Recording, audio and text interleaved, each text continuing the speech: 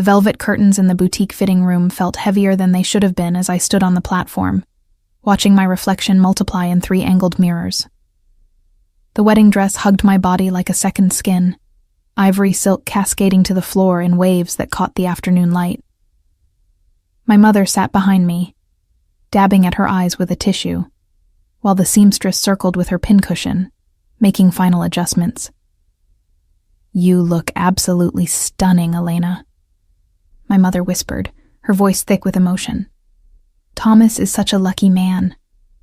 I forced a smile, the same practiced expression I'd perfected over the past 2 years. Thomas, my fiancé. The man everyone said was perfect for me. Kind, stable, predictable. A junior partner at his father's law firm, with a 5-year plan that included 2 children, a house in the suburbs, and annual vacations to the same resort in Maine. The seamstress tugged at the bodice, and I inhaled sharply as the fabric tightened across my ribs. Through the boutique's large windows, I could see the Chicago streets bustling with late September activity. Leaves were beginning to turn golden, and the air carried that crisp promise of autumn that had always been my favorite season. "Just a bit tighter here," the seamstress murmured, her pins glinting as she worked. "We want it perfect for the big day." 4 months. I had 4 months until I walked down the aisle and became Mrs. Thomas Whitmore. 4 months until I sealed myself into the life I'd carefully constructed, the one that looked flawless from the outside, but felt increasingly like a beautifully decorated cage. My phone buzzed in my purse, and I glanced at my mother for permission before reaching for it. The message was from Thomas. "Meeting running late. Dinner at 8 instead of 7. Love you." I typed back a quick response, my fingers moving automatically across the screen. Everything with Thomas was automatic now. Comfortable. Safe. Exactly what I'd wanted when I'd said yes to his proposal at that charity gala 2 years ago, in front of 500 witnesses and a string quartet playing Vivaldi. "All done," the seamstress announced, stepping back to admire her work. "You can change now. We'll have this ready for your final fitting in 3 months." As I carefully removed the dress in the privacy of the fitting room, I caught sight of my own eyes in the mirror. They looked tired, almost resigned. I wondered when that had happened, when the spark had dimmed from something bright and dangerous to something merely pleasant. I knew exactly when. 5 years ago, the summer I turned 23, when I'd fled from Chicago to New York, running from a man whose presence had consumed me so completely that I'd been terrified of losing myself entirely. Dario. Even thinking his name made my pulse quicken, a Pavlovian response I'd never been able to shake despite years of trying. Dario Castellano, the man who'd shown me what it meant to feel truly alive, to burn so hot that self-preservation became a distant concern. The man whose world of shadows and power had ultimately sent me running, choosing safety over the kind of love that left marks. I dressed quickly in my usual work attire, a soft gray cashmere sweater and tailored black pants, slipping my feet into the ballet flats I'd kicked off earlier. My mother was settling the bill when my phone rang again. This time it was Rebecca, my business partner at the interior design firm we'd founded 3 years ago. "Elena, we have a situation," she said without preamble. "The Grayson project just fell through. They're going with another firm." I stepped outside onto the sidewalk, pressing the phone closer to my ear as a bus rumbled past. "What? Rebecca, we've been working on that proposal for months." I know. But there's something else. We have a new client inquiry. Huge project. Renovation of a private estate in Lake Forest. The pay would cover what we lost on Grayson and then some." Relief washed through me, followed quickly by professional curiosity. "That's wonderful. Who's the client?" There was a pause on the other end of the line, long enough that I felt a prickle of unease crawl up my spine. "Rebecca?" "The client is Castellano Industries," she said carefully. "The meeting is scheduled for tomorrow morning at 10. The sidewalk seemed to tilt beneath my feet. I reached out to steady myself against the brick wall of the boutique, my fingers pressing into the rough surface as my mother emerged behind me, her shopping bags rustling. "Elena, did you hear me?" "Yes," I managed, my voice sounding distant even to my own ears. "Yes, I heard you. Tomorrow at 10. Castellano Industries, his family's legitimate face, the network of businesses that fronted for the empire everyone knew about, but no one dared speak of openly. And if the meeting was happening, if they were requesting our firm specifically, it could only mean one thing. He knew I was here. He knew I was back in Chicago. And after 5 years of silence, he was making his move. "Are you okay?" my mother asked, touching my arm with concern. "You've gone pale." "I'm fine," I lied, the words automatic as breathing. "Just work stress. You know how it is." That evening, I sat across from Thomas at our usual table at Avec, the restaurant where we'd had our first date. He was talking about the wedding, about his latest case, about his mother's insistence on adding more people to the guest list. I nodded at appropriate intervals, smiled when expected, but my mind was elsewhere. 5 years ago, I'd been a different person.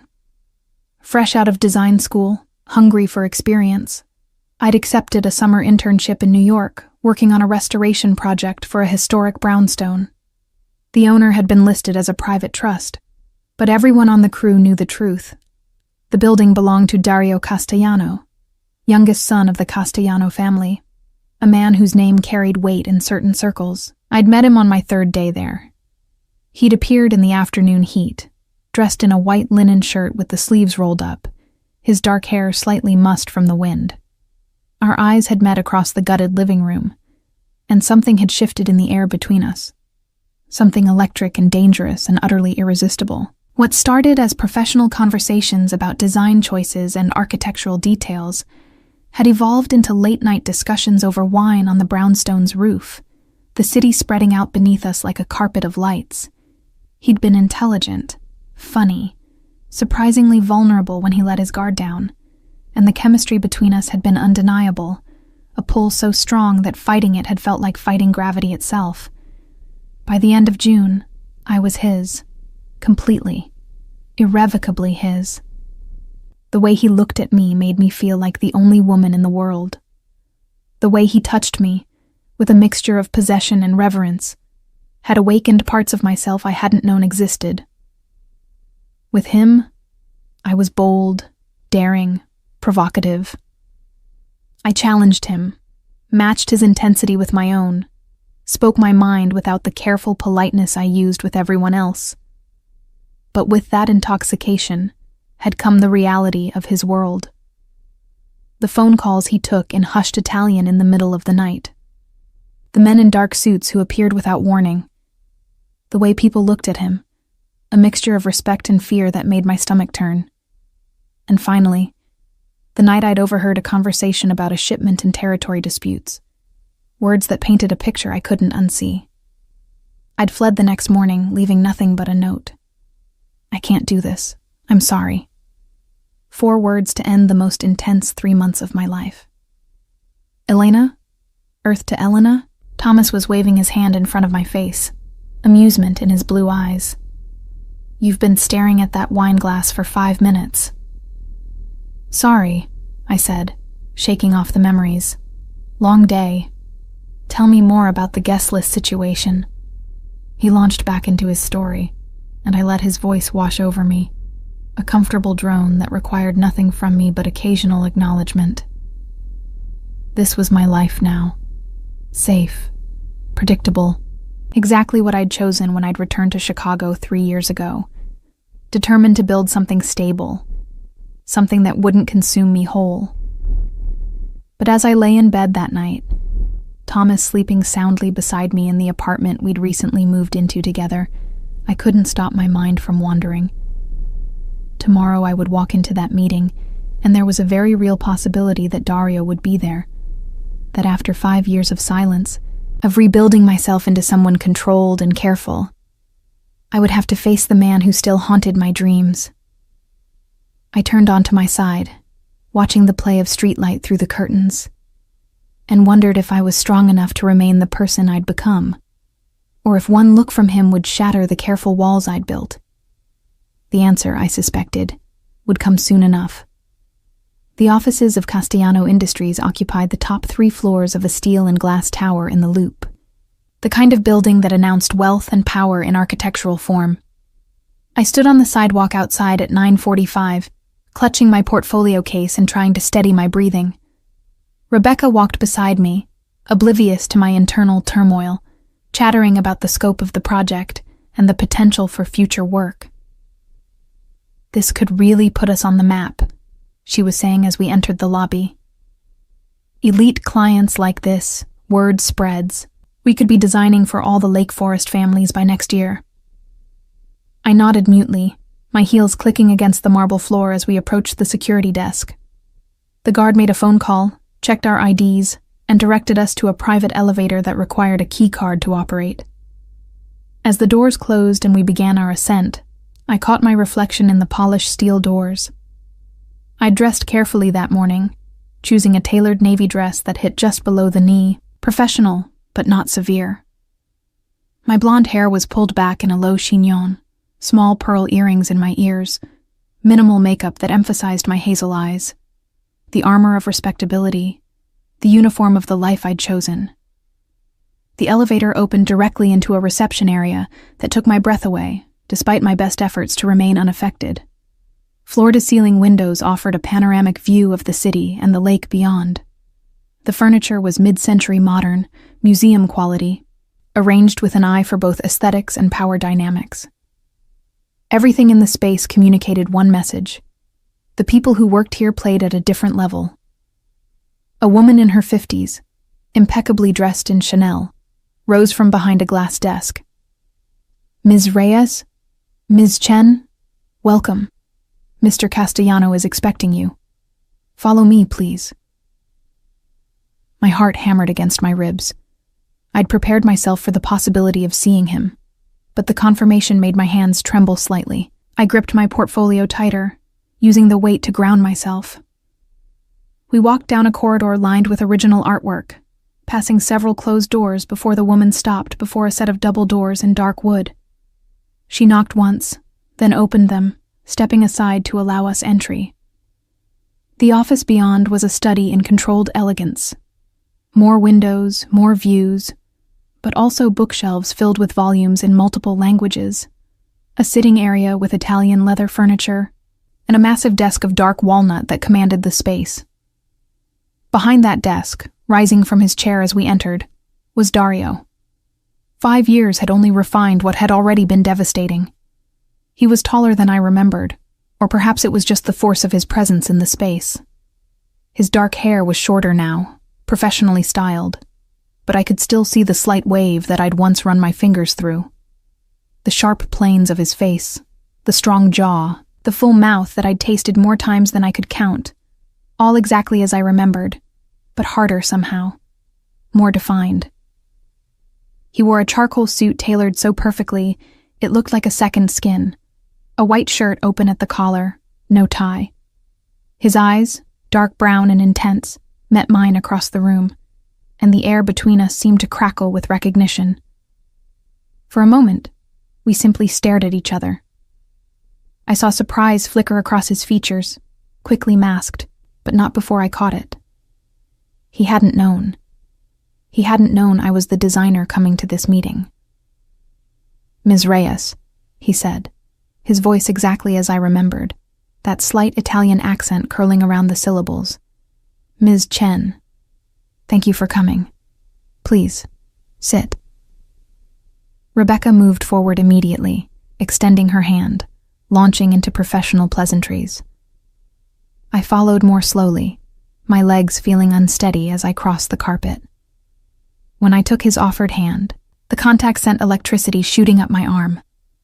His fingers closed around mine, warm and firm, and his thumb brushed almost imperceptibly across my knuckles before he released me. "Elena," he said quietly, "just for me. It's been a long time." "Mr. Castellano," I replied, my voice remarkably steady. "Yes, it has. Something flashed in his eyes at my formality. Amusement? Irritation? With Dario, it was always hard to tell what lay beneath the surface. We settled into the leather chairs arranged before his desk, Rebecca immediately pulling out her tablet to display our portfolio. But Dario's attention was fixed on me, his gaze traveling over my face, as if cataloging every change time had wrought. "I understand you're looking for an interior design firm for a property renovation," Rebecca began, swiping through images of our previous work. "We've done extensive work in historic preservation and luxury residential design. Our approach is to honor the original architecture while incorporating modern amenities and the client's personal aesthetic." "I'm familiar with your work," Dario said, though his eyes never left mine. "That's why I specifically requested this meeting." Rebecca preened at what she took as a compliment.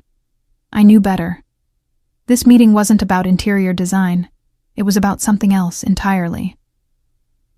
"The property in question is my family's estate in Lake Forest," he continued, finally turning his attention to Rebecca. "It was built in 1920, Italian villa style, overlooking the lake. My father recently passed, and the house has fallen into some disrepair.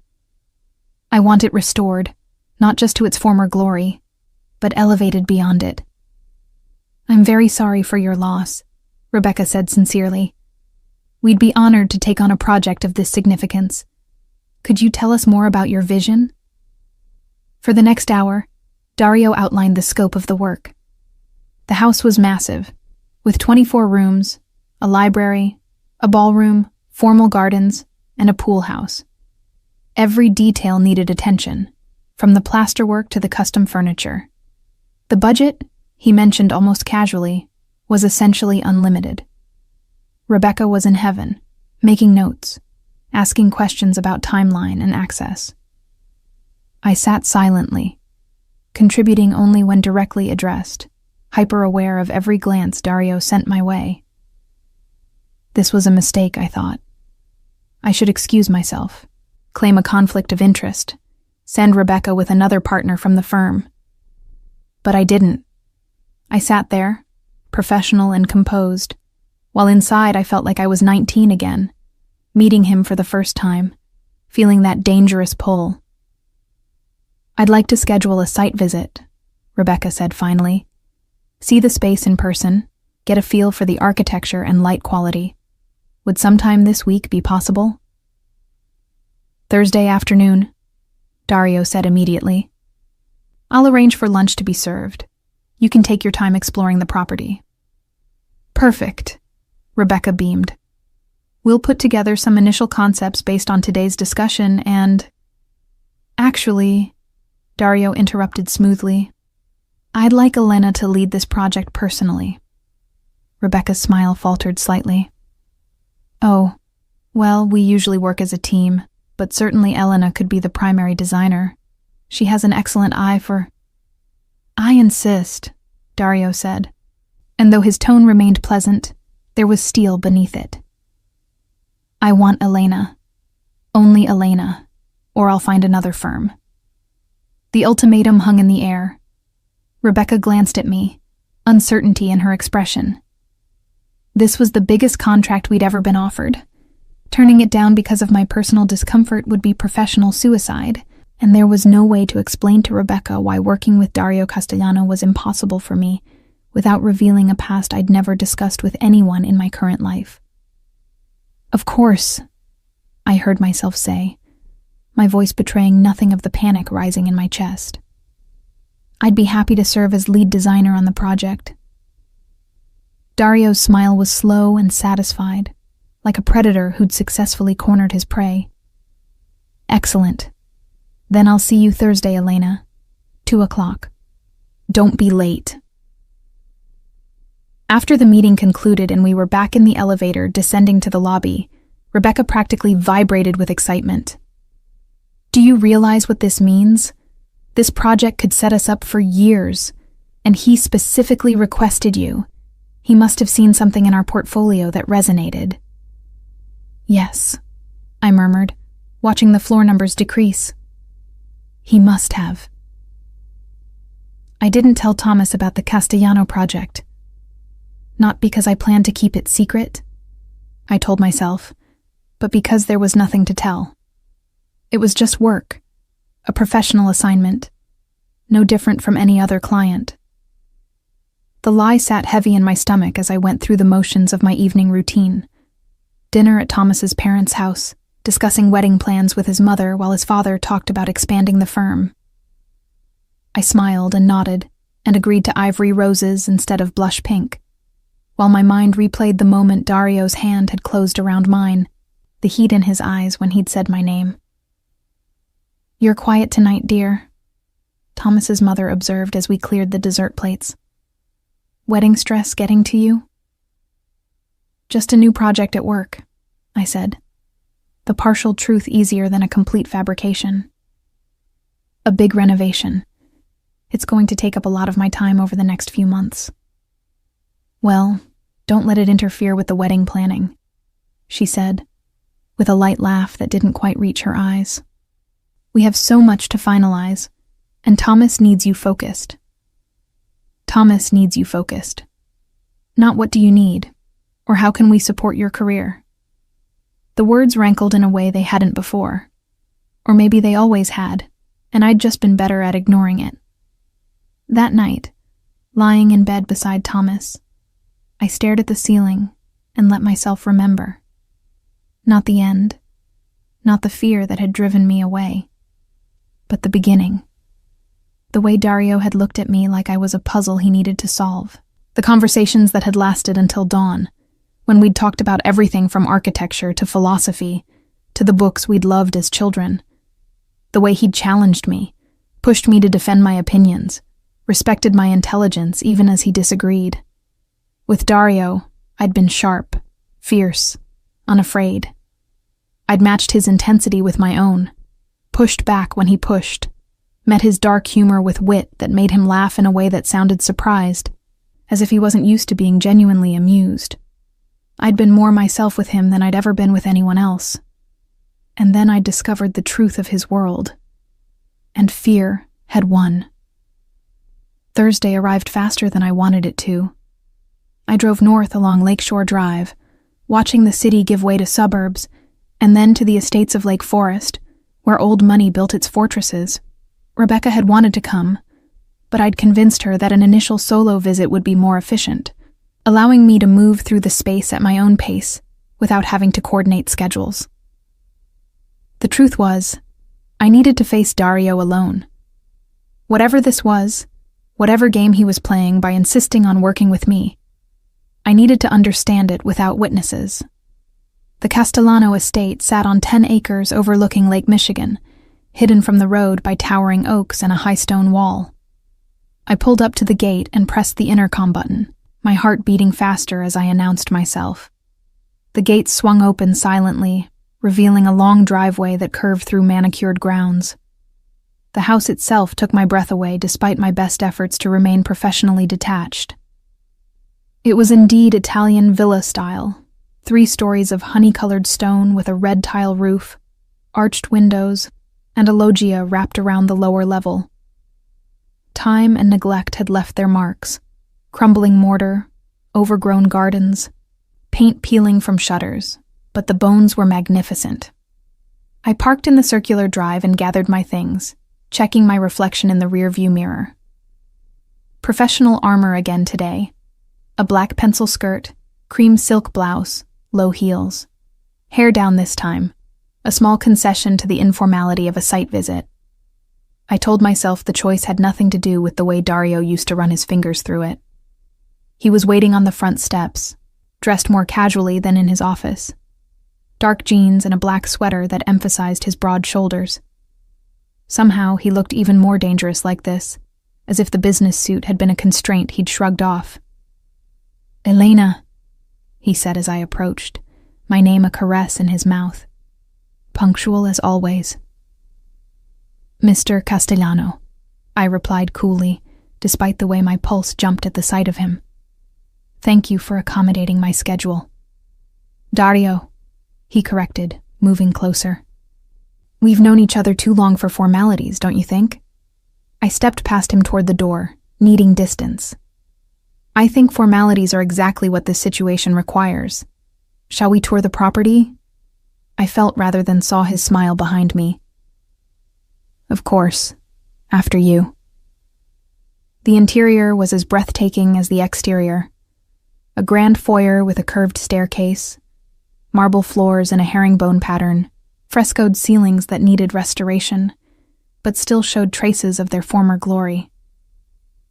As I moved through the rooms, making notes on my tablet, Dario followed a few steps behind, close enough that I was constantly aware of his presence.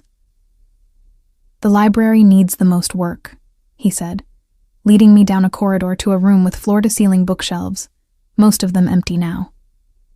My father collected first editions.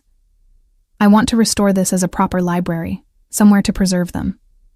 I ran my hand along one of the shelves, feeling the quality of the wood beneath layers of dust. Walnut? Yes, original to the house. Most of the built-ins are.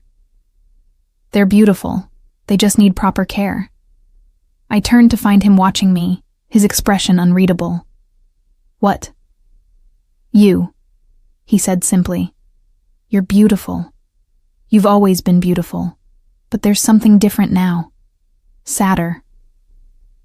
The observation was too accurate, too penetrating. I looked away, pretending to examine the ceiling molding. "We're here to discuss the house, not me." "Are we?" He moved closer, and I felt the heat of him behind me. Because from where I'm standing, the house is the least interesting thing in this room. Dario, don't. Don't what? Don't acknowledge that you walked out of my life 5 years ago without any real explanation? Don't mention that I've thought about you every single day since? Don't admit that finding out you were back in Chicago and engaged to some insurance lawyer felt like a knife to the chest? I spun to face him, anger flaring. "You know about Thomas."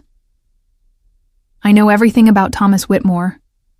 I know he graduated Harvard Law, works at his father's firm, plays golf every Saturday, and is about as exciting as watching paint dry." His eyes blazed. "I know you're supposed to marry him in 4 months, and I know that ring on your finger cost him 3 months' salary and looks like every other engagement ring at the country club." "You have no right." "I have every right," he interrupted, stepping closer still, close enough that I could smell his cologne, cedar, and spice, and something uniquely him. "You were mine, Elena. You think I don't have the right to know who's trying to take my place?" "I was never yours," I said, hating how breathless I sounded. "We had a summer, that's all. It ended." "You fled," he corrected.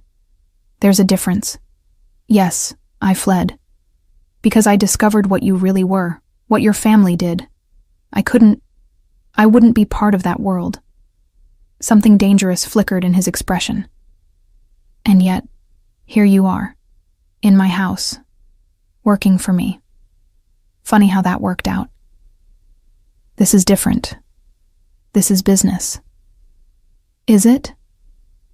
He reached up, tucking a strand of hair behind my ear, the gesture so familiar it made my chest ache. "Because from where I'm standing, this feels personal." I jerked away from his touch, putting the width of the library between us. "Stop. Whatever game you're playing, whatever this is, it needs to stop. I have a life now, a good life. I'm getting married. To a man you don't love. You don't know that, don't I?" His voice gentled, became almost pitying. "I've seen you with him, Elena. Pictures from your engagement party, charity events, all over his family's social media. You smile at him the way people smile at their dentist, polite, pleasant, utterly devoid of genuine emotion. That's not fair. Maybe not, but it's true."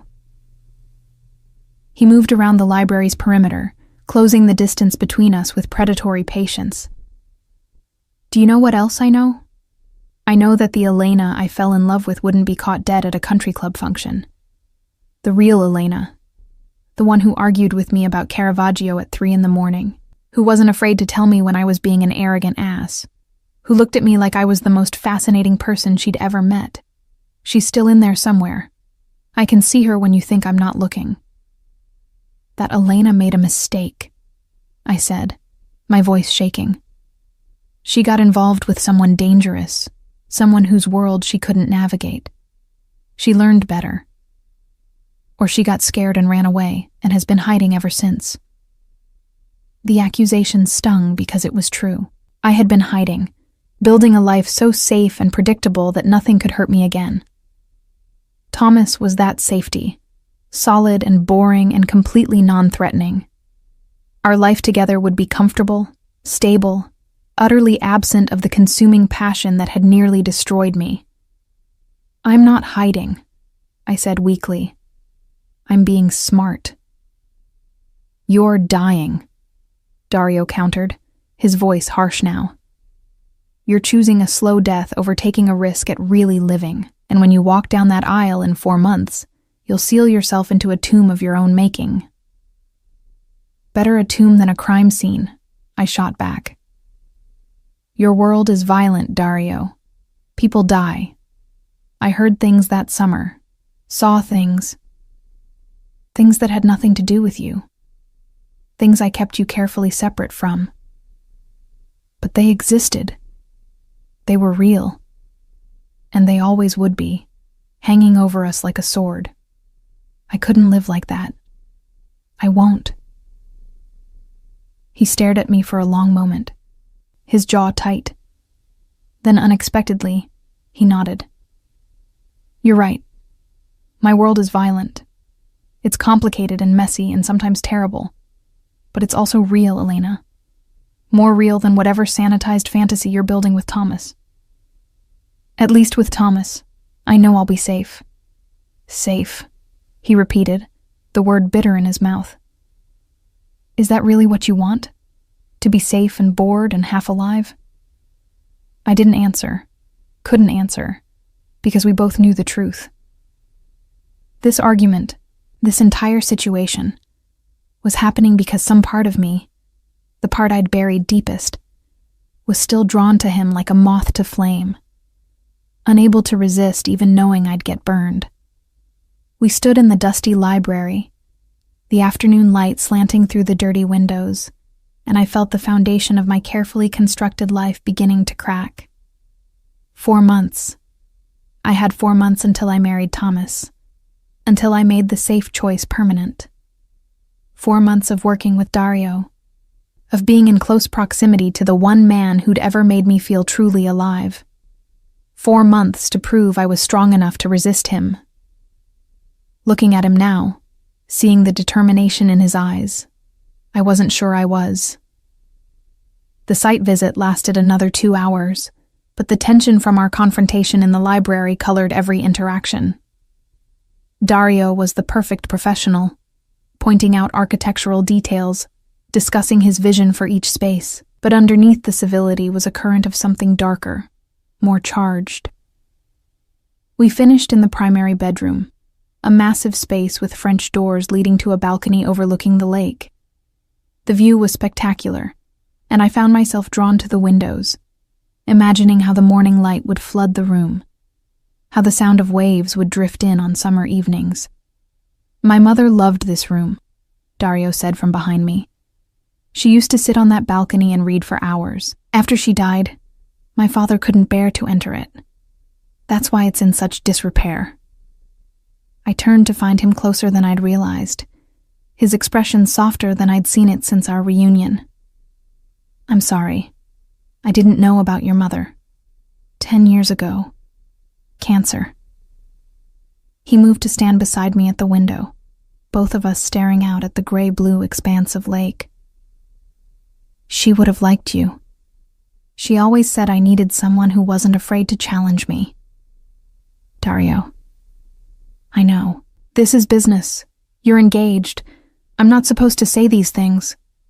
He glanced at me, and I saw pain in his eyes, genuine pain that made my chest tighten. But I can't pretend, Elena. Not with you. I never could. What do you want from me? The question came out more vulnerable than I'd intended. Why bring me here? Why insist on working with me? Because when I found out you were back in Chicago, that you were getting married, I realized I had one last chance, one opportunity to show you that what we had wasn't just some summer fling you can bury and forget. It was 5 years ago, and I've never forgotten a single moment of it. He turned to face me fully, his intensity almost overwhelming in the intimate space of the bedroom. Have you forgotten? I wanted to lie, to tell him that I'd moved on completely, that Thomas had erased every memory of what we'd shared. But standing here, in this beautiful wreck of a house that needed saving, looking into the eyes of the man who'd once known every secret thought in my head, I couldn't. No, I whispered. I haven't forgotten. Triumph flashed across his face, but he didn't move closer, didn't push his advantage. Then work with me on this house. Give me these next few months. Let me show you that I'm not just the man you ran from, that there's more to my life than what scared you away. And if I still choose Thomas? Pain flickered in his eyes, but he nodded. Then I'll let you go. You'll never hear from me again. But if there's even a chance, Elena, even the smallest possibility that we could have what we started to build that summer, don't you owe it to both of us to explore it? Every rational part of my brain screamed at me to refuse, to find a reason to exit this project, to run again just as I had 5 years ago. But another part, the part that had been slowly suffocating in the careful prison of my engagement, whispered yes. 4 months, I said finally. I'll lead the project through completion. But that's all this is, Dario. Professional. Nothing more. Of course, he agreed. But the satisfaction in his smile told me he knew better. Nothing more. As I drove back to the city that evening, the setting sun painting the lake in shades of gold and amber, I felt the careful balance of my life tilting. Thomas would be waiting at home, ready to discuss last-minute changes to the wedding invitation wording, blissfully unaware that his fiancée had just spent 3 hours in emotional combat with her ex-lover. The guilt should have been crushing. Instead, I felt something I hadn't felt in 5 years. I felt awake. Over the next 3 weeks, I threw myself into the Castellano project with an intensity that surprised even Rebecca. I created mood boards, sourced materials, spent hours researching period-appropriate fixtures and furniture. On the surface, it was professional diligence. In reality, it was self-preservation. If I stayed busy enough, I could avoid thinking about what I was really doing, about the line I was dancing along. The trouble was, the project required constant consultation with Dario, site visits, material approval meetings, discussions about finishes and furniture placement. Each interaction was professionally appropriate, and yet charged with an undercurrent that left me drained and exhilarated in equal measure. He was different than I remembered, I realized. More controlled, more deliberate in his words and actions. The passionate intensity was still there, but banked now, channeled into something more mature and somehow more dangerous. This wasn't the 29-year-old man I'd known in New York, burning through life with barely contained energy. This was someone who'd learned patience, who understood that some things were worth waiting for. And he was waiting for me. I could feel it in the way he looked at me when he thought I wasn't paying attention, in the carefully casual touches that shouldn't have meant anything, but somehow meant everything. Meanwhile, my relationship with Thomas began to show cracks. He noticed my distraction, complained about the time I was spending on the Lake Forest project, suggested I delegate more to Rebecca. "It's just a house renovation, Elena," he said one evening, frustration creeping into his usually placid tone. "You're acting like it's the Sistine Chapel."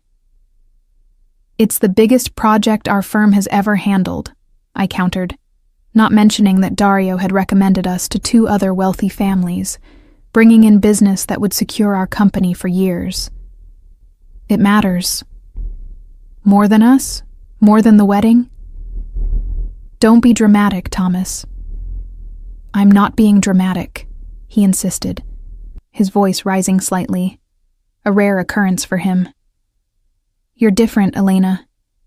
Ever since you started working with these Castellano people. You're distant, distracted. You barely touch me anymore. The accusation stung because it was true. I'd been avoiding intimacy with Thomas, making excuses about stress and wedding planning, unable to reconcile sleeping with him while my thoughts were consumed by Dario. I'm sorry, I said. And I meant it. Thomas didn't deserve to be collateral damage in whatever game Dario and I were playing. You're right. I've been letting work consume me.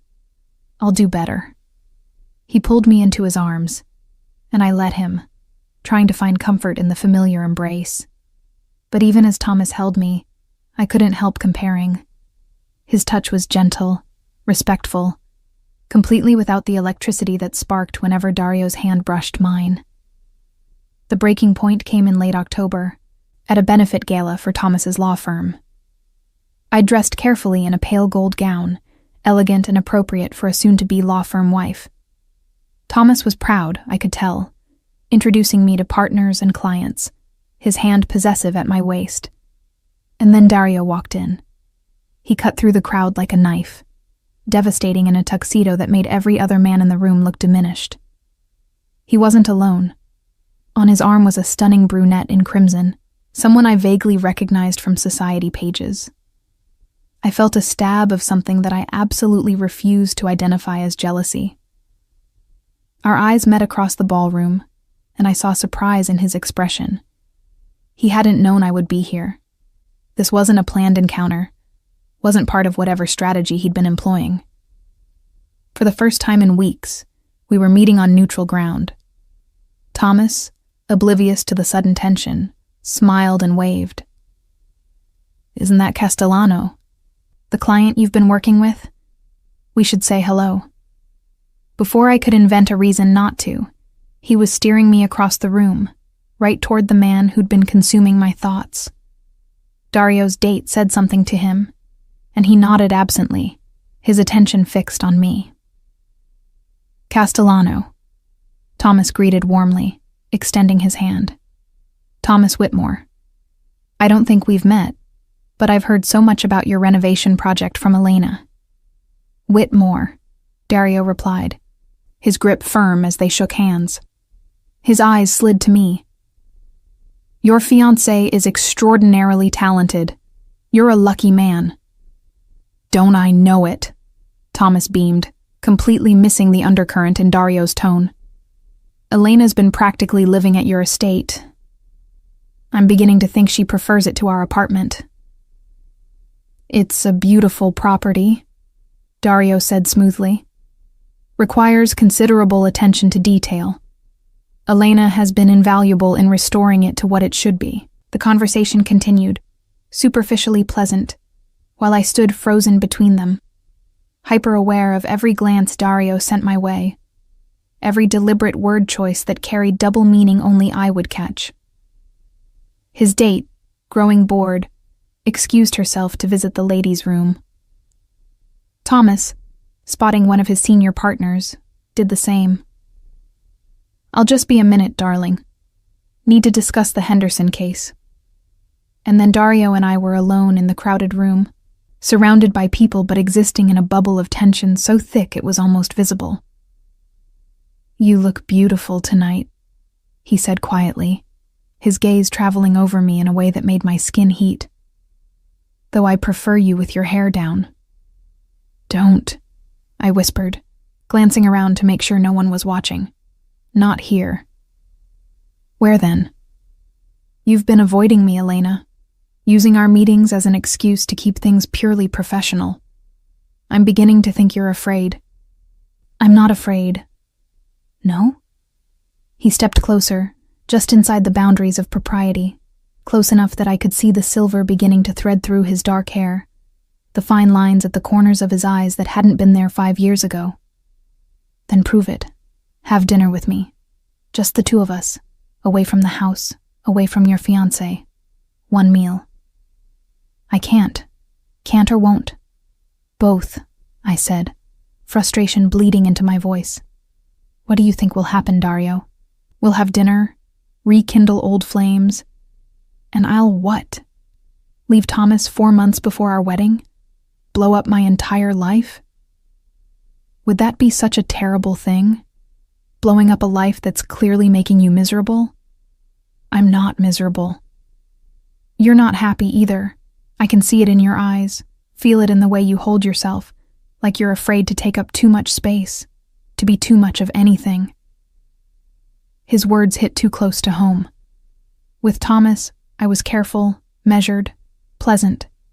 I shaped myself to fit his expectations, his family's expectations, the social circle we moved in. The sharp, fierce Elena that Dario remembered had been filed down to smooth edges. That's who I am now, I said, but my voice lacked conviction. That's who you pretend to be. He reached out as if to touch my face, then seemed to remember where we were, and lowered his hand. The real Elena, the woman I fell in love with. She's still there. I see her when you talk about the house, about your design choices, when you think no one's watching and your guard drops. She's in there, suffocating. You don't know what you're talking about. Don't I? Tell me something, Elena. When was the last time you laughed? Really laughed, not that polite little sound you make when Thomas tells one of his golf stories.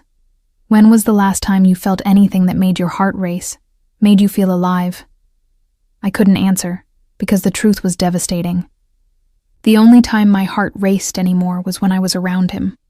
Thomas reappeared, breaking the moment, his arm slipping around my waist as he rejoined the conversation. Dario's date returned as well, and the four of us made small talk for another few minutes before Dario made their excuses to leave. "I'll see you Thursday at the estate," he said to me, his eyes holding mine. "We need to finalize the library built-ins."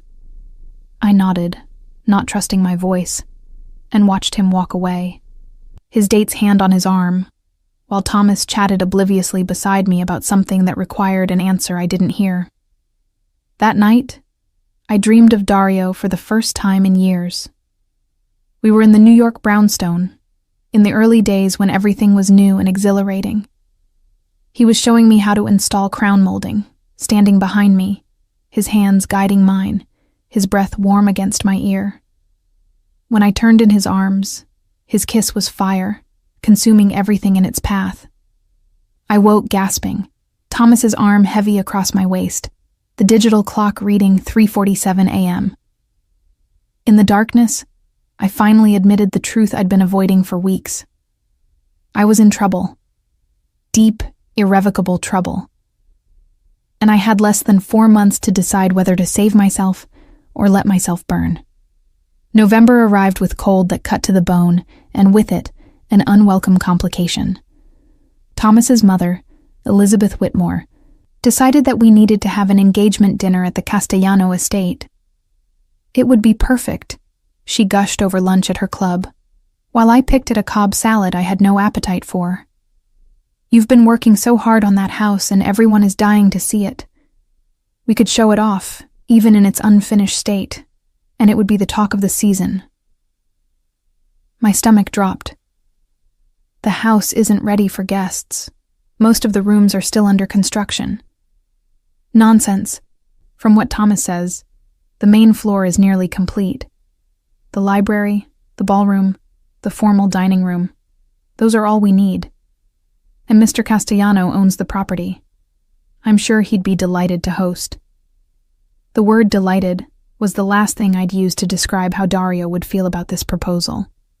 And yet, when Elizabeth called him later that day to extend the invitation, he accepted with what she described as gracious enthusiasm. I knew better. This was another move in his chess game, another opportunity to pull me deeper into his orbit. "It's in 3 weeks," Thomas told me that evening, reviewing the calendar. "A Friday night, black tie. My parents are inviting 50 people, business associates, family, close friends." "This is going to be perfect, Elena." Everyone in one place, the house you're working on as the backdrop. It's like showing off both my brilliant fiancé and my family's social connections at once. The complete misunderstanding of what this dinner would be, the dangerous proximity of my two worlds colliding, made me want to laugh hysterically. But I smiled and nodded, and pretended that hosting a party for my fiancé's family at my ex-lover's estate was a perfectly normal thing to do. The 3 weeks before the dinner passed in a blur of preparation. I coordinated with caterers, florists, and Dario's household staff, all while trying to avoid extended one-on-one time with the man himself. He seemed amused by my attempts at distance, finding reasons to consult with me privately about details that his staff could have easily handled. The evening of the party, I arrived early to oversee final arrangements. The house had been transformed. Candles everywhere, flowers from floor arrangements to ceiling installations, the newly refinished floors gleaming, the restored plasterwork and paint making the spaces glow. Dario found me in the ballroom, adjusting the placement of a flower arrangement. He'd dressed for the evening in a tuxedo that should have been illegal, his hair slightly damp as if he'd just showered. "It's perfect," he said, his voice carrying across the empty space. "You've brought this house back to life." I turned to find him watching me with an expression that made my breath catch. It was always beautiful. It just needed attention. "Some things are like that," he said, moving closer. "Beautiful things that need the right kind of attention to fully bloom." "Dario." "I know. Not appropriate. Not tonight." He stopped a few feet away, close, but not touching. "But after tonight, Elena, after you host this party here with your fiancé, playing the role of his perfect future wife in the house that you and I have created together, you're going to have to make a choice." "What do you mean?" "I mean that watching you tonight, pretending with him, smiling at his family while your eyes say something completely different, it's going to break something in me. So after tonight, I'm going to ask you one question, and your answer will determine everything." Before I could respond, voices echoed from the foyer. The first guests were arriving. The dinner was exquisite torture. I moved through the rooms, playing hostess alongside Thomas, accepting compliments on the renovation while hyper-aware of Dario's presence. He was the perfect host, charming and gracious, giving no indication of the tension between us. To everyone else, we were simply designer and client, professional associates at a social gathering. But I felt his eyes on me all night. When I laughed at something one of Thomas's colleagues said, when Thomas's arm went around my waist, when Elizabeth Whitmore showed everyone my engagement ring, cooing about the wedding plans. During dinner, I was seated between Thomas and his father, directly across from Dario. The conversation flowed around me. Business, politics, society gossip, while I picked at my food and tried not to meet Dario's gaze. "Elena designed this room specifically for entertaining," Thomas was saying proudly to the table. "She has such an eye for these things. The chandelier alone took her 3 weeks to source." "She's certainly talented," Dario agreed, his voice neutral. "Tell me, Thomas, does Elena always work this obsessively? She practically lived here for the past 2 months." "Oh, yes," Thomas laughed, oblivious to the edge in the question. "I barely saw her some weeks. But that's the price of excellence, right? And the result speaks for itself." "Indeed it does," Dario murmured, his eyes finally meeting mine across the table. "The result speaks volumes." After dinner, guests dispersed to explore the house, admire the restoration, network over cocktails in the library. I excused myself to the powder room, needing a moment away from the performative nature of the evening. I was touching up my lipstick when Dario's reflection appeared behind mine in the mirror. "You shouldn't be in here," I said, not turning around. "No one saw me follow you." He leaned against the closed door, blocking my exit. "Have you been happy tonight? Playing the perfect fiancé, accepting congratulations on a wedding that looks more like a business merger than a celebration of love. Stop it. Why? Why do you keep pretending, Elena? Everyone in that dining room could see it. The way you flinched when Thomas touched you. The way your smile never reached your eyes. The way you looked anywhere but at me because you knew if our eyes met, everyone would know. Know what? I turned to face him, anger and frustration boiling over. That I made a mistake 5 years ago.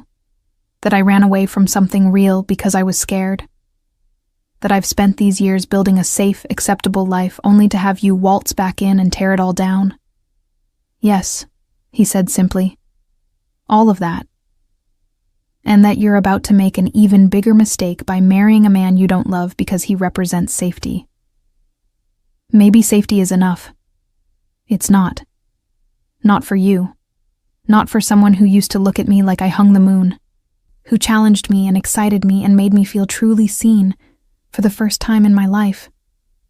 His voice dropped, became almost gentle. You're burying yourself alive, Elena, and I can't stand by and watch it happen.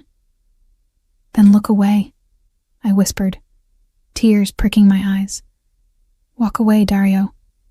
Let me make my own choices, even if you think they're mistakes. I can't. He moved closer, and I backed against the vanity, trapped between marble and memory. I tried. For 5 years, I tried to forget you, to move on, to tell myself that if you wanted to leave, I should let you go. But then I saw you again, and everything came rushing back. Every conversation, every laugh, every moment of perfect understanding. You're it for me, Elena. You always have been. This isn't fair. No, he agreed. It's not. But neither is watching you sacrifice yourself on the altar of respectability. So, I'm asking you now, before you walk back out there to your fiancé, before this charade continues any longer, do you love him? Thomas, do you love him the way you loved me? The question hung between us, inescapable. I opened my mouth to say yes, to lie, to protect the life I'd built. But standing here, in this beautiful house we'd restored together, looking into the eyes of the only man who'd ever truly known me, the lie wouldn't come. No, I whispered. No, I don't. Triumph and pain warred in his expression. He raised his hand, his fingers grazing my cheek in the gentlest touch. Then don't marry him. Don't go through with it. We'll figure out the rest. My world, your fears, all of it. But don't throw away what we could have because you're afraid. I have to go, I said, ducking under his arm and yanking open the door. People will notice I'm gone. I fled back to the party, back to Thomas's side, but everything had shifted. I made it through the rest of the evening on autopilot, smiling and thanking guests for coming while inside I crumbled. When we finally left, Thomas tipsy and happy, talking about what a success the evening had been, I looked back at the house. Dario stood in the doorway, watching us drive away, his expression unreadable in the distance. 3 months. I had 3 months until the wedding, and I had no idea what I was going to do. The week after the dinner party, I avoided Dario's calls. 7 in 3 days, each one ignored, each voicemail deleted without listening. I threw myself into wedding planning with Elizabeth Whitmore, selecting table linens and tasting cakes and pretending that everything was fine, that my carefully constructed life wasn't falling apart at the seams. Thomas noticed my distraction, but attributed it to wedding stress. "You're working too hard, darling," he said one evening, rubbing my shoulders while I stared at fabric swatches without really seeing them. "Maybe you should take a break from the Castellano project. You've done the heavy lifting. Let Rebecca handle the final details." The suggestion should have been welcome, an escape from the constant proximity to Dario that was slowly destroying my resolve. Instead, I felt panic at the thought of stepping away, of not seeing him, of cutting that last thread that connected us. "I can't," I said. "We're too close to completion. It would be unprofessional." Thomas sighed but didn't argue. He never argued, I realized. He accepted, accommodated, yielded. It was one of the things that had initially attracted me to him. His easygoing nature, his lack of demands. Now it felt like indifference, as if he didn't care enough about me to fight for my attention. The 4th day after the party, Dario stopped calling. Instead, a courier arrived at my office with a package.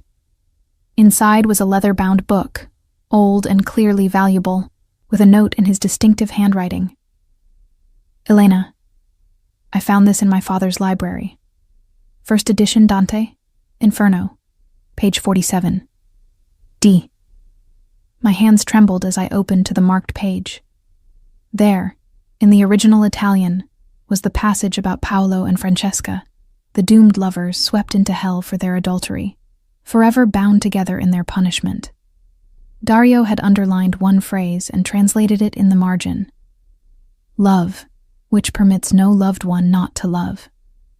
I closed the book and pressed it against my chest, my heart hammering.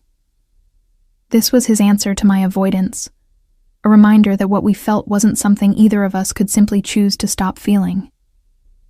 Love, the line suggested, compelled reciprocation.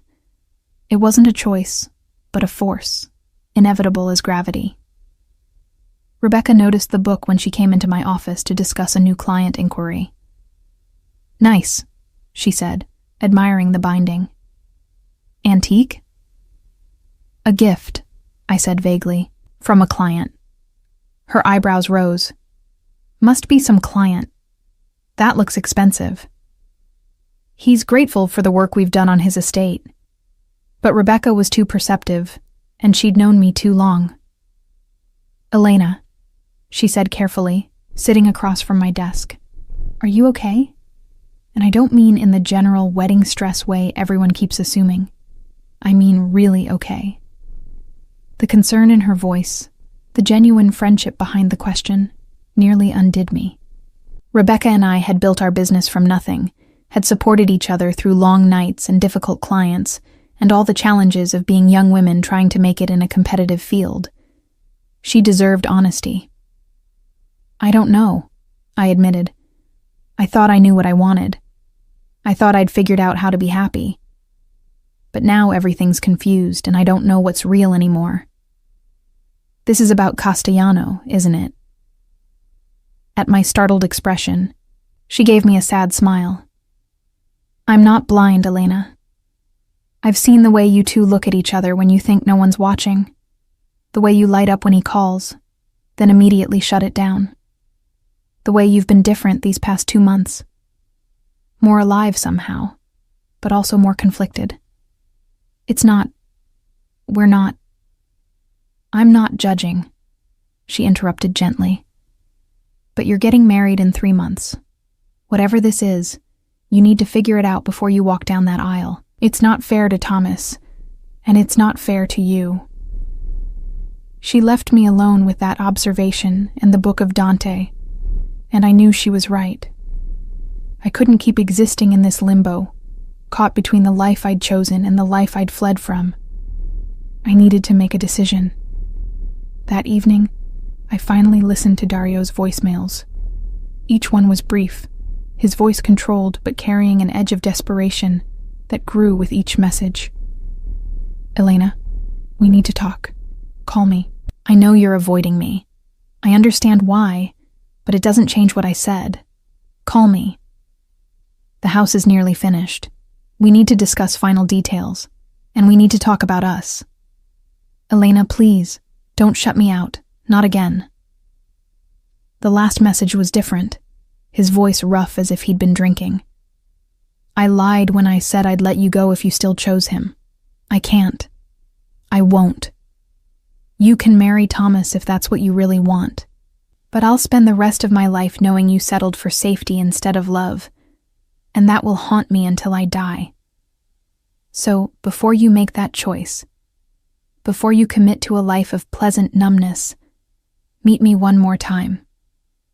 Let me remind you what it feels like to really live. I sat in my car in the parking garage beneath our apartment building, Thomas waiting upstairs with takeout from my favorite Thai place, and I pressed the callback button before I could think better of it. Dario answered on the first ring. Elena. I got your messages, I said, my voice shakier than I wanted it to be. And the book. Page 47, he said. Tell me you understand. I understand that you're comparing us to doomed lovers from Dante's Inferno. That's not exactly encouraging. They were damned for adultery, he agreed. But they were also immortalized for the strength of their love. Given the choice between heaven without each other and hell together, they chose each other. Every single time, they chose each other. That's not romantic, Dario. That's tragic. Is it? Or is it the only honest response to real love? Acknowledging that some connections transcend logic and safety and the expectations of the world. I closed my eyes, leaning my head back against the seat. Why are you doing this? Why can't you just let me go? Because you don't want me to. His voice gentled. If you truly wanted me to leave you alone, you would have called off the Castellano project weeks ago. You would have blocked my number, returned the book, built walls I couldn't scale. But you didn't. You're still here, still holding on to this thread between us because you feel it too. The impossibility of really letting go. Feeling something and acting on it are different things. Are they? Elena, meet me tomorrow. One dinner, just the two of us. If after that, you still want to marry Thomas, if you can look me in the eye and tell me you choose him, I'll back away. I'll finish the house through intermediaries. I'll stay out of your life. But give me one evening to remind you of what we had, of what we could have again. Every rational thought screamed at me to refuse. Meeting him privately, especially now when my emotions were so raw, was reckless and dangerous. It was a betrayal of Thomas, of the life I'd committed to, of everything I'd built over the past 5 years. But I couldn't say no. Some traitorous part of me, the part that came alive only around Dario, was already agreeing. One dinner, I heard myself say, but not in public. I can't risk being seen. The estate, he said immediately. Tomorrow night, I'll cook. The intimacy of that suggestion, Dario cooking for me in the house we'd restored together, made my stomach flip. But I'd already committed. 7 o'clock, I agreed. And Dario? This doesn't mean anything. It's just closure. Of course, he said, but I could hear the smile in his voice. Just closure. I ended the call and sat in the darkness of the parking garage for another 10 minutes, trying to compose myself before facing Thomas. When I finally went upstairs, he was waiting with pad thai and spring rolls, completely oblivious to the fact that his fiancée had just agreed to a private dinner with another man. There you are, he said cheerfully. I was about to send a search party. Everything okay? Fine, I lied, accepting the kiss he pressed to my forehead. Just a long day. We ate dinner in front of the television, Thomas watching a basketball game while I pushed noodles around my plate and wondered what I was doing, what I was risking, what irreversible step I was about to take. That night, I lay awake beside Thomas, listening to his steady breathing while my mind raced. 24 hours from now, I would be with Dario. Alone in that beautiful house, with no buffer of professionalism or witnesses or wedding planning to hide behind. Just the two of us, and the truth we'd been dancing around for months. I should cancel. I should call him in the morning and tell him I'd made a mistake, that dinner was a terrible idea, that I needed to focus on my upcoming marriage. But I knew I wouldn't. Because Rebecca was right. I needed to figure this out before I walked down that aisle. And the only way to know if what I felt for Dario was real, or just the lingering echo of an old passion, was to face it directly, without the armor of denial I'd been hiding behind. Tomorrow night, I would have my answer. Tomorrow night, everything would change. I told Thomas I had a late client meeting, hating myself for the ease with which the lie came. He barely looked up from his laptop, absorbed in case files for a trial the following week. "Don't work too late," he said absently.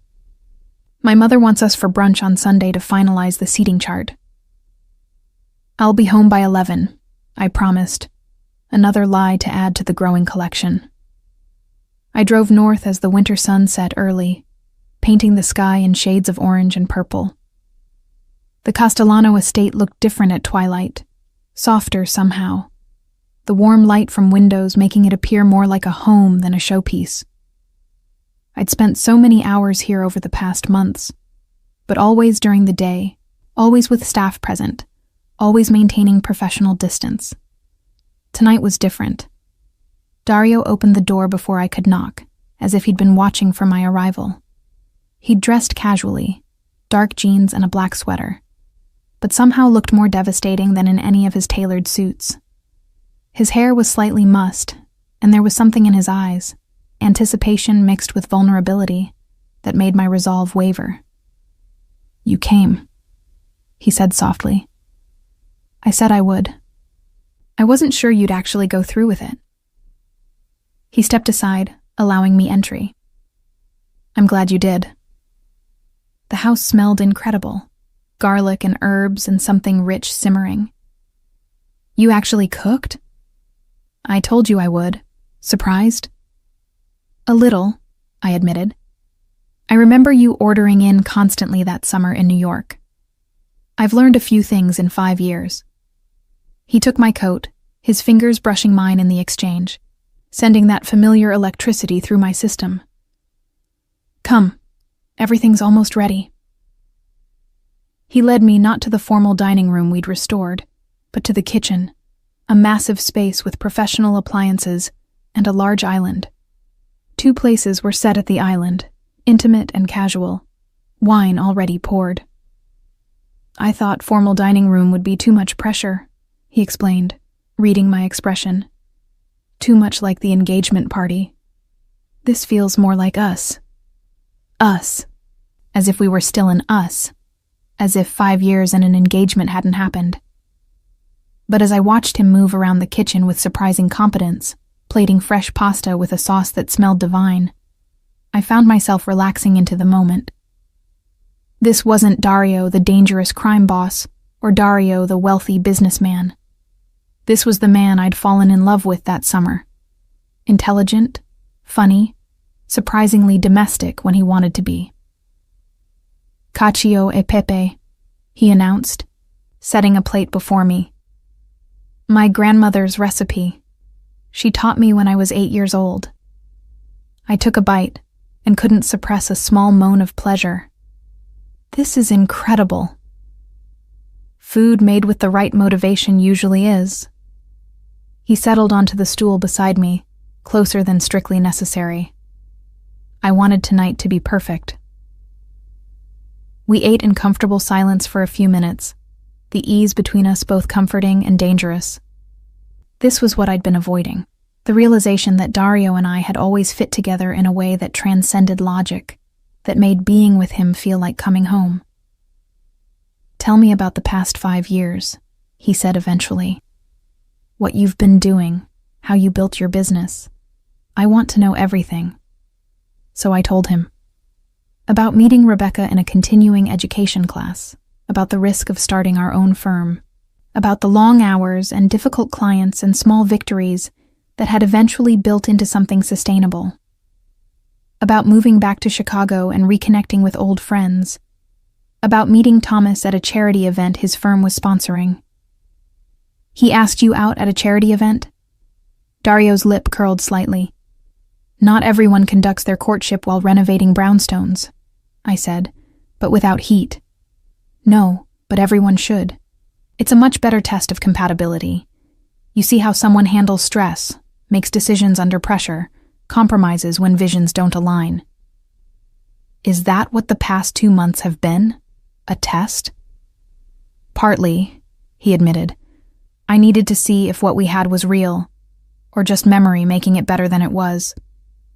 If we could still work together, still challenge each other, still find that rhythm we had. And? His eyes met mine, intense in the kitchen's warm light. It's real, more real than I remembered.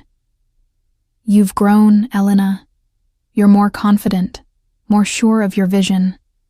But the essential you, the fierce intelligence and creative fire, that's all still there. And being around you these months has reminded me what it feels like to be truly engaged with someone, not just physically, but intellectually, creatively. No one else challenges me the way you do. Dario, let me finish. He set down his fork, turning to face me fully. That summer in New York, I fell in love with you. I know that's heavy to hear, but it's true. And when you left, when I found your note, I was devastated. But I also understood. My world scared you, and I couldn't blame you for that. It scares me sometimes too. Then why stay in it? Because it's not something you can just leave. My family, my obligations, they're not a job I can quit.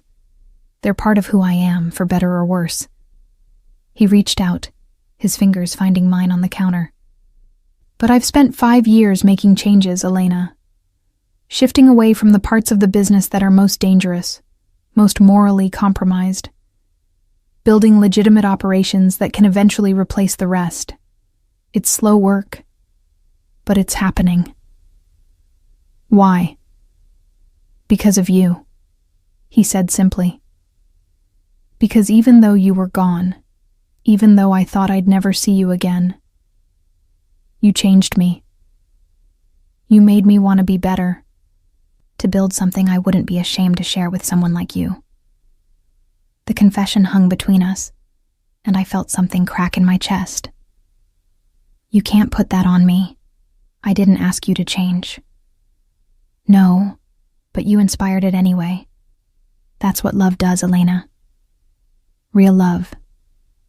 It makes you want to be worthy of the person you love. And Thomas? I asked, my voice barely a whisper. What about him? What about him? Does he inspire you to be better? Does he challenge you, excite you, make you want to grow beyond who you are? Dario's thumb stroked across my knuckles. Or does he make you feel safe and comfortable and completely unchallenged? I wanted to defend Thomas, to list his qualities and make a case for the life we'd planned together. But the words wouldn't come, because Dario was right. Thomas was safe, but he didn't push me, didn't see the parts of myself I'd buried, didn't even know they existed. It's not fair to compare you two, I said finally. You're completely different people. Exactly. And you have to decide which kind of person you want to spend your life with. Someone who makes you feel safe, or someone who makes you feel alive? What if I want both? Then you're lying to yourself. His voice gentled. I know my world comes with risks. I know there will always be complications, things I can't fully protect you from. But I also know that when you're with me, you're fully yourself, not some tamed-down version designed to fit someone else's expectations. And I think you know it too. He was right, I realized with sudden clarity. These past months, working with him, sparring with him, rebuilding this house together, I'd felt more like myself than I had in years. The careful, pleasant Elena I'd become with Thomas was a performance, a role I'd stepped into because it seemed easier than being complicated and demanding and fully alive. I'm scared, I admitted. Of you, of what you make me feel, of the life you live. I know, and I'm not asking you to stop being scared. I'm just asking you to be brave enough to choose what you really want instead of what feels safe. Before I could respond, before I could think through the implications, he leaned in and kissed me. It was like coming home and jumping off a cliff simultaneously, familiar and terrifying, everything I remembered, and more. His lips were soft but insistent, his hand coming up to cup my face with such tenderness that I felt tears prick my eyes. When his tongue swept against mine, I heard myself make a sound that was half sob, half moan. 5 years dissolved. I was 23 again, consumed by passion that eclipsed everything else, feeling more alive in this single moment than in all the months of my engagement. I kissed him back with everything I had, years of suppressed longing pouring into the contact. My hands found his hair, pulling him closer, needing to eliminate any space between us. He responded by lifting me onto the counter, stepping between my legs, his hands spanning my waist as the kiss deepened. "Elena," he breathed against my mouth, and the way he said my name, like a prayer, like a curse, nearly undid me. Reality crashed back. I pulled away, gasping, my hand going to my lips as if I could contain what had just happened. I can't. I'm engaged. I'm supposed to marry Thomas in 3 months. "Do you want to marry him?" Dario asked, his voice rough. "After that kiss, can you honestly tell me you want to spend the rest of your life with someone else?" It's not that simple. It is exactly that simple. You either love him and want to be with him, or you don't. There's no middle ground. "There are consequences," I said desperately, sliding off the counter and putting distance between us. His family, my family, all the planning, the deposits, the guests who've already made arrangements. Are you seriously telling me you're going to marry a man you don't love because it's too inconvenient to call off the wedding? The way he phrased it made it sound absurd, but the weight of social expectation, of disappointing people, of admitting I'd been wrong, it was crushing. "You don't understand. My parents barely speak to me as it is. Thomas's family has been so welcoming, so kind. Breaking this engagement would hurt so many people. And marrying him would hurt you," Dario interrupted. "Every single day of your life you'd be hurting yourself, suffocating the parts of yourself that don't fit his neat little picture of what a wife should be. Is that really better?" I couldn't answer because I didn't have an answer. Everything he was saying was true, but the practical realities of my life, the commitments I'd made, couldn't just be erased by a kiss, no matter how earth-shattering. "I need to go," I said, grabbing my coat from where he'd hung it. "This was a mistake. I never should have come. Elena, wait." But I was already moving toward the door, fleeing just as I had 5 years ago, running from feelings too big to contain, too dangerous to acknowledge. He caught me in the foyer, his hand on my arm spinning me around. "Don't do this again. Don't run away because you're scared." "I'm not running away. I'm being realistic. We can't just pick up where we left off, Dario. Too much has changed. Nothing important has changed," he insisted. "You still feel what I feel. That kiss proved it. A kiss doesn't erase reality. I have a life, commitments, a wedding planned. Then cancel it." His voice was urgent now, almost desperate. "Come with me instead. Stay tonight. Let me show you what we could have together." The temptation was overwhelming. To say yes, to let myself fall back into his orbit completely, to stop fighting the pull between us. But that way lay madness, the kind of consuming passion that had terrified me 5 years ago, that would eclipse everything else until I couldn't see straight. "No," I said, though it cost me everything. "I can't.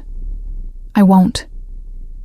I pulled free and ran to my car, my hands shaking so badly I could barely get the key in the ignition. In the rearview mirror, I saw Dario standing in the doorway, silhouetted against the light, watching me leave him again. The drive back to the city was a blur of tears and recrimination. What had I done? I'd kissed another man while wearing Thomas's ring, had let Dario say things that made everything clear, had admitted to myself that I didn't love my fiancé the way I should. When I got home, Thomas was asleep. I slipped into bed beside him, careful not to wake him, and stared at the ceiling until dawn, my lips still tingling from Dario's kiss, my heart shattered into pieces I didn't know how to reassemble. The final 11 weeks before the wedding passed in a kind of fugue state. I threw myself into the last details with manic intensity, finalizing the menu, confirming the band, obsessing over centerpieces and favor bags, and every other minutia that went into planning a society wedding. If I stayed busy enough, I could almost avoid thinking about that night at the estate, about the kiss that had confirmed what I'd been trying to deny. I didn't return to the Castellano house. I assigned all remaining tasks to Rebecca and other team members, communicating with Dario's staff only through email. Dario himself didn't contact me. No calls, no messages, nothing. His silence was somehow worse than persistence would have been. It felt like acceptance, like he'd finally given up. The wedding dress hung in my closet like an accusation. I'd lost weight. Stress, I told my mother when she worried, though the truth was that food had lost all appeal. Thomas noticed my distraction, but attributed it to pre-wedding jitters, which I suppose it was, in a way. 2 weeks before the wedding, the Castellano project officially wrapped. Rebecca presented me with the final invoice and the client satisfaction survey, which Dario had filled out with impeccable professionalism. Exceptional work. Would recommend without reservation. As if I'd just been his designer, nothing more. We should celebrate, Rebecca said. This project made our reputation. Elite clients are already calling because of it. Sure, I agreed hollowly. That's great. She studied me with concern. Elena, are you okay? You've been different these past few weeks. More. Absent. Wedding stress, I said automatically. Is it? Or is it something else? I couldn't meet her eyes. I'm fine. Everything's fine. But nothing was fine. I was going through the motions of a life that felt increasingly like a prison, counting down to a wedding that felt more like a funeral. And the worst part was that I had no one to blame but myself. I'd made these choices, accepted this proposal, planned this wedding. The fact that I'd realized it was all wrong didn't change the momentum carrying me toward that altar. The week of the wedding arrived with a flurry of activity. The rehearsal dinner was Friday night, the ceremony Saturday afternoon. Family members descended on Chicago from various cities. Thomas's mother orchestrated everything with military precision, while I smiled and nodded and felt like I was watching it all happen to someone else. Thursday night, I sat in my childhood bedroom at my parents' house, where tradition dictated I spend the night before the rehearsal. My dress hung on the closet door, a confection of lace and silk that had cost more than my first car. On the dresser sat my veil, my shoes, the something old and something borrowed items my mother had carefully selected. My phone buzzed with a text from an unknown number. My hands shook as I opened it. I tried to respect your choice, tried to let you go, but I can't watch you do this to yourself. If you marry him tomorrow, I'll accept it and never contact you again. But if you're having even the smallest doubt, if any part of you knows this is wrong, don't walk down that aisle. Don't condemn us both to a lifetime of what if. D. I stared at the message until the screen went dark, then reread it a dozen times. He was right. Of course he was right. I was making a terrible mistake, one I would regret for the rest of my life. But calling off a wedding less than 48 hours before it happened, the scandal, the expense, the humiliation for Thomas and his family, the cost seemed insurmountable. I didn't sleep that night.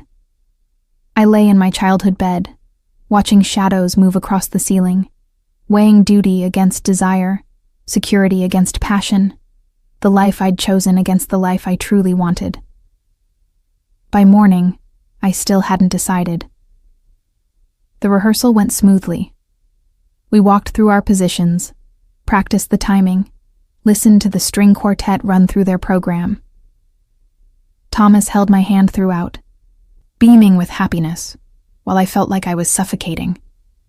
His family surrounded us: mother, father, 2 sisters, various aunts and uncles and cousins, all celebrating the upcoming union, all oblivious to my internal turmoil. At the rehearsal dinner, I sat at the head table between Thomas and his father, picking at salmon I couldn't taste, while toast after toast celebrated our upcoming marriage. Thomas's best friend made jokes about lost freedom and ball and chains. His sister talked about how perfect we were together, how she'd known from the moment she met me that I was the one. The one. What did that even mean? Was Thomas the one because he was safe and appropriate and made sense on paper? Or was the one the person who made your heart race, who challenged you to be your best self, who saw all of you and loved you anyway? I excused myself to the restroom, needing air, needing to think. In the hallway, I pulled out my phone and stared at Dario's message from the night before. My thumb hovered over the reply button. "Elena, everything okay?" Thomas's sister Claire had followed me out. "Fine," I said automatically, putting my phone away. "Just needed a moment." "Cold feet?" she asked with a knowing smile. "Totally normal. I was a wreck the day before my wedding. But you went through with it. Because James was absolutely right for me, and Thomas is absolutely right for you. Everyone can see it. You two fit together perfectly." Did we? Or did we just look like we fit because we were both good at playing our roles, at meeting expectations, at being who others wanted us to be? "You're so lucky," Claire continued, touching up her lipstick in a compact mirror. "Thomas is a catch, stable, successful, comes from a good family. You'll never have to worry about anything with him. Never have to worry. Never feel uncertain or challenged or scared. Never be fully alive." "I should get back," I said, my voice sounding distant. The rest of the dinner passed in a haze. I laughed at appropriate moments, thanked people for their well wishes, accepted kisses on my cheek from relatives I barely knew. Thomas was radiant beside me, talking about our honeymoon plans to Tuscany, about the house we'd start looking for after we returned, about the children we'd have in a few years. It all sounded so perfect, so planned, so utterly lifeless. That night, alone again in my childhood bedroom, I finally let myself cry. Great, heaving sobs that shook my whole body, mourning the loss of the life I might have had, the woman I might have been if I'd been brave enough to choose passion over security. My phone lit up with another message. Dario again, his final message. "Last chance, Elena. The church is St. Michael's, 2 p.m. If you show up, I'll know you've made your choice. If you don't, if you go through with marrying him, I'll disappear from your life completely. But know this, what we have doesn't come along twice in a lifetime. Don't throw it away because you're afraid. Be brave. Be yourself. Choose love. Choose us."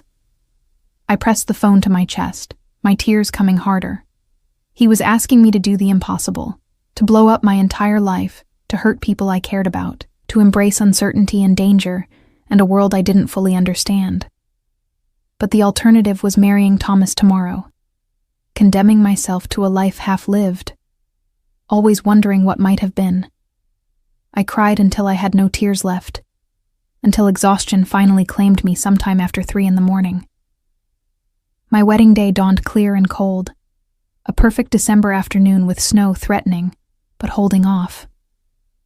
My mother came to wake me, her eyes shining with emotion as she saw me in my childhood bed one last time before I became a married woman. "I can't believe my little girl is getting married," she said, sitting on the edge of the bed. "You've grown into such a remarkable woman, Elena. I'm so proud of you."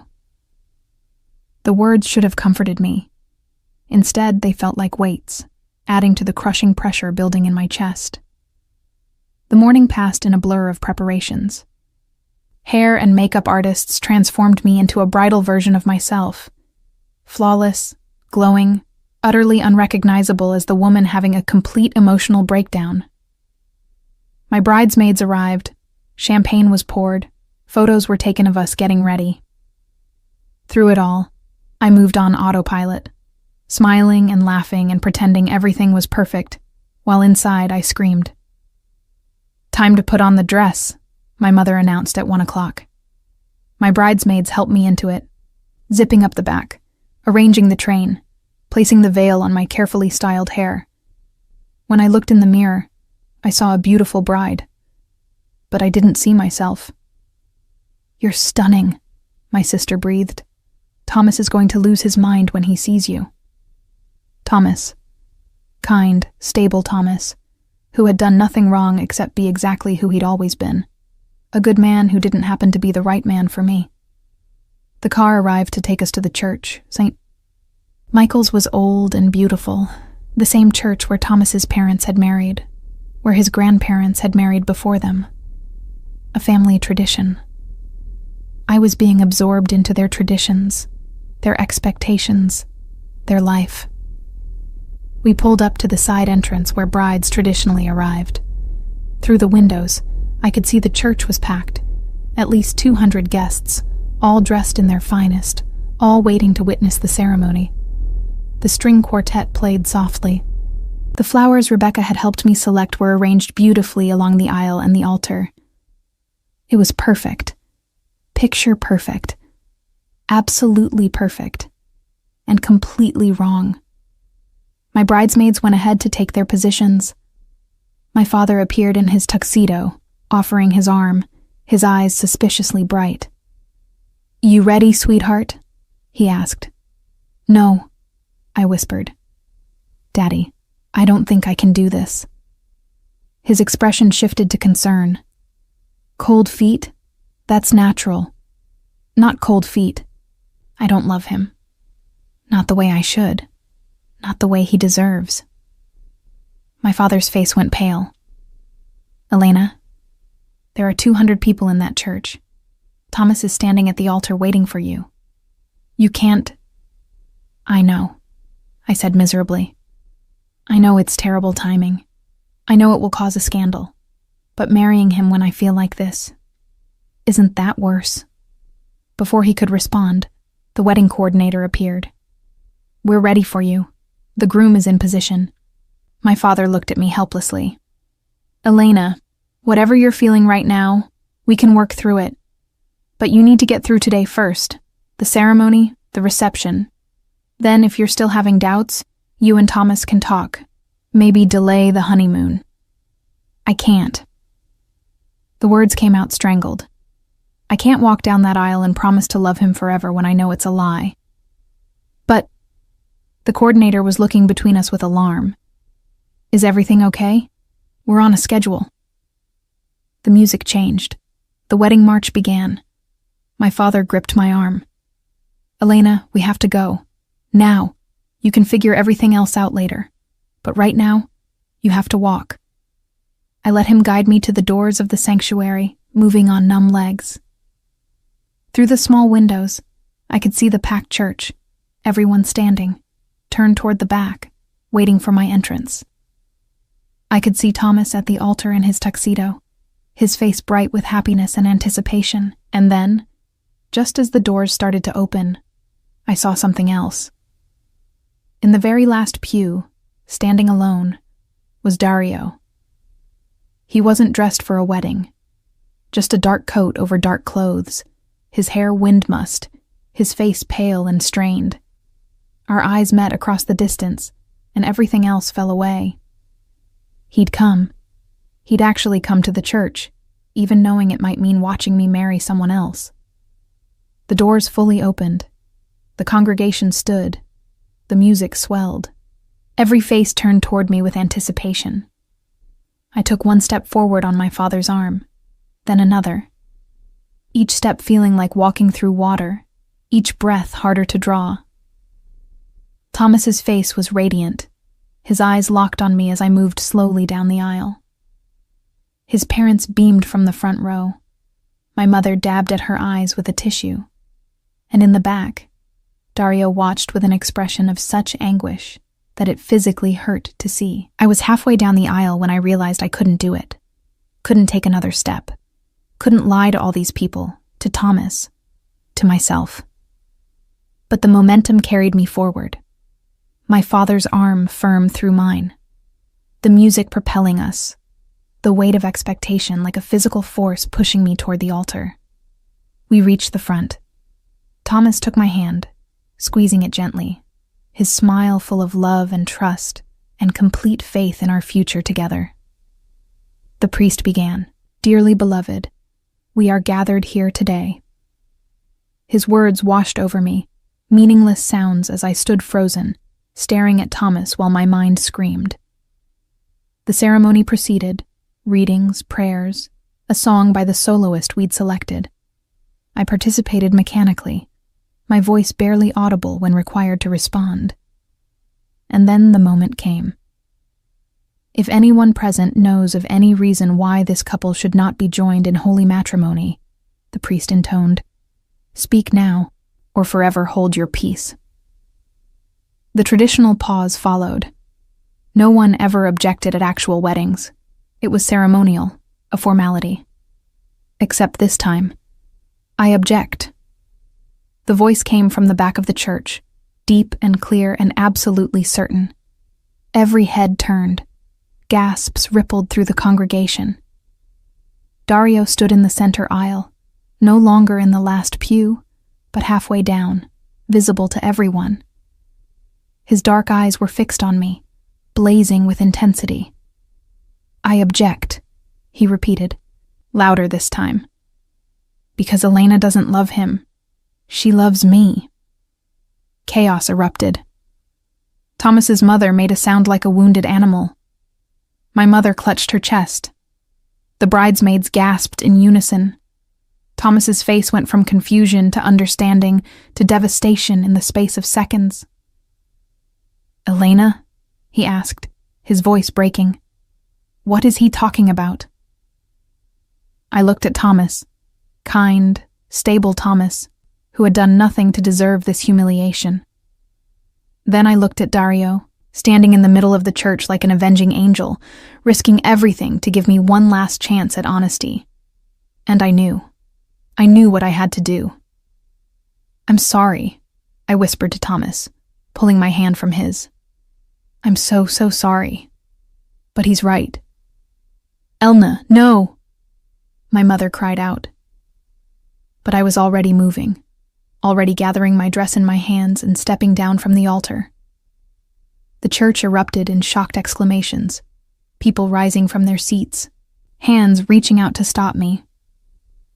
I ignored them all, my eyes locked on Dario as I walked back down that aisle, each step feeling lighter than the last, as if I was shedding the weight of expectations and propriety with every movement. When I reached him, he took my hand, my left hand, still wearing Thomas's ring, and pulled me against him. Are you sure? He asked urgently, quietly, giving me one last chance to change my mind. This is going to be messy. There's no going back from this. I'm sure, I said, and I'd never meant anything more in my life. I choose you. I choose us. His smile was brilliant, transforming his face. Then let's get out of here. We ran down the rest of the aisle hand in hand, my wedding dress flying behind me, my veil coming loose. Behind us, the church erupted in absolute pandemonium. My mother wailing, Thomas's mother shouting, people calling my name, demanding explanation. But I didn't look back. Dario's car was waiting outside, not the sensible sedan I'd expected, but a sleek black motorcycle, completely inappropriate for a woman in a wedding dress and completely perfect. You're kidding, I said, staring at it. I came prepared for a dramatic exit. His eyes gleamed with mischief and joy. Hold on tight. He swung onto the motorcycle, then pulled me on behind him. I gathered the ridiculous volume of my dress as best I could, wrapping my arms around his waist and pressing against his back. Where are we going? I shouted as the engine roared to life. Away from here, Anywhere you want." He turned his head slightly, his profile sharp against the winter sky. "Together." As we pulled away from the curb, I caught a glimpse of the church doors bursting open, people streaming out, Thomas standing frozen on the steps, his face a mask of shock and hurt. Guilt stabbed through me. I'd handled this terribly, hurt people who didn't deserve it, caused a scandal that would echo for years. There would be consequences, recriminations, bridges burned. But as we accelerated down the street, the cold wind whipping my veil away completely, the city blurring around us, I felt something I hadn't felt in 5 years. I felt free. We didn't stop until we were miles from the church, pulling into a secluded overlook that faced the lake. Dario killed the engine, and in the sudden silence, I could hear my heart pounding, the reality of what I'd just done crashing over me. "Oh my God," I breathed. "I just left my own wedding. I just humiliated Thomas in front of everyone. His family, my family, all those people. Hey." Dario turned on the bike, taking my face in his hands. "Breathe. Just breathe." "What did I do? What did I just do?" "You chose yourself," he said firmly. "You chose honesty over convenience. You chose love over security. You were incredibly brave. I feel like a monster." "You feel like someone who made an impossible choice," he corrected. "Yes, people are hurt. Yes, this is messy. But would marrying him have been better? Living a lie for the rest of your life?" I thought about it, about what my life would have been. Waking up beside Thomas every day, always pretending, always performing, slowly dying inside while maintaining the perfect facade. Never feeling truly seen, truly known, truly alive. "No," I admitted. "It would have been worse." "Then you did the right thing. The hard thing, but the right thing." My phone started ringing, my mother's ringtone, then my father's, then Thomas's. I stared at the device, watching the names flash across the screen, unable to bring myself to answer. "You don't have to talk to them yet," Dario said gently. "Not until you're ready." I turned off the phone and looked at him. This man who had turned my life upside down, who had refused to let me settle for less than I deserved, who had been brave enough to stand up in a church full of people and declare the truth. "Now what?" I asked. "I have no job. Rebecca will probably fire me after this scandal. I have no home. I certainly can't go back to the apartment I share with Thomas. My family is probably disowning me as we speak. I'm standing here in a wedding dress that I'll never need, and I don't know what to do next." Dario's smile was soft, understanding. "Now you come home with me. We figure out the rest as we go. Together." "Together," I repeated, testing the word. It felt right, felt true in a way that my engagement never had. He kissed me then, soft and sweet and full of promise. When we pulled apart, he rested his forehead against mine. "I love you, Elena. I've loved you for 5 years. I'll love you for the rest of my life." "I love you too," I whispered. The words I should have said that summer. The words I'd been too scared to acknowledge until now. I'm still scared. Your world. What you do. We'll navigate it together, he promised. I told you, things are changing. I'm changing. And with you beside me, I can be the man you deserve. As the winter sun set over the lake, painting the sky in shades of pink and gold, I stood in my wedding dress in the arms of the man I loved and felt, for the first time in 5 years, that everything was going to be okay. The road ahead wouldn't be easy. There would be consequences, angry phone calls, broken relationships, social exile from the world I'd briefly belonged to. My business partnership with Rebecca might not survive. My parents might not forgive me. Thomas certainly wouldn't. But as Dario helped me back onto the motorcycle and we rode toward his estate, toward our future. I knew I'd made the right choice. Not the easy choice, not the safe choice, but the true choice. The choice that made me fully, completely, dangerously alive. The Castellano estate looked different in summer. Gardens I'd only seen in winter bloom now exploded with color. Roses climbing the loggia, lavender lining the paths. I stood on the terrace, watching the late afternoon sun paint the lake in gold, and marveled at how much had changed in half a year. Dario emerged from the house, 2 glasses of wine in hand. He'd shed his suit jacket and tie, his sleeves rolled up, his hair slightly mussed from running his fingers through it while he worked. "Your parents just called," he said, handing me a glass. "They want to come for dinner next week."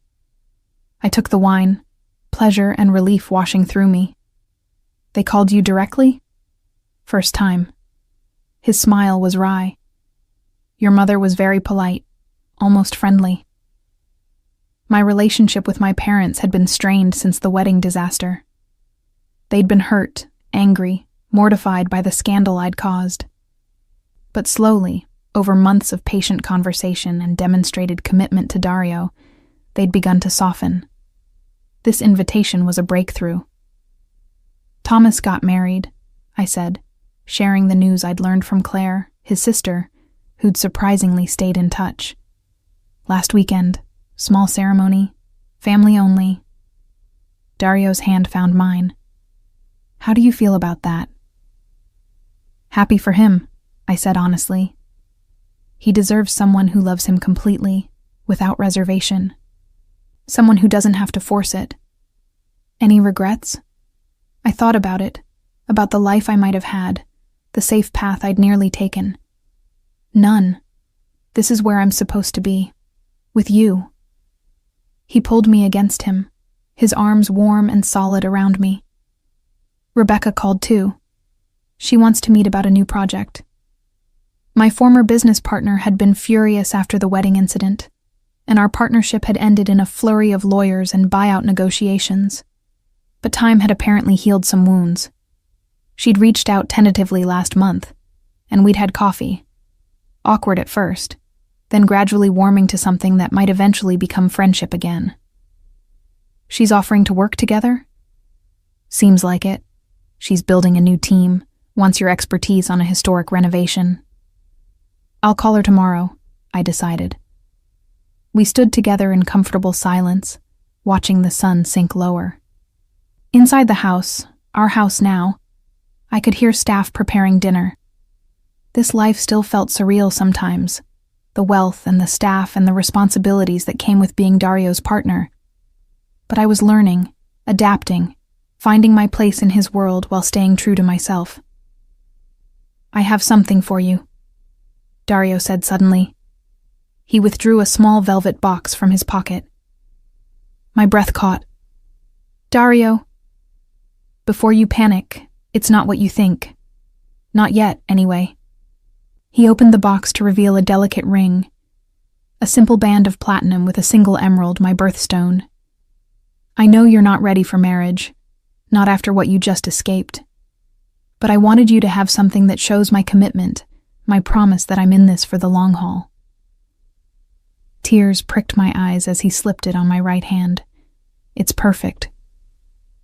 "When you're ready, whenever that is, I'll ask properly. With the ring you deserve, the proposal you deserve. But for now, I just want you to know that you're it for me, Elena. You're my choice every single day." I rose on my toes to kiss him, pouring everything I felt into the contact. When we pulled apart, both of us breathless, I saw my entire future in his eyes.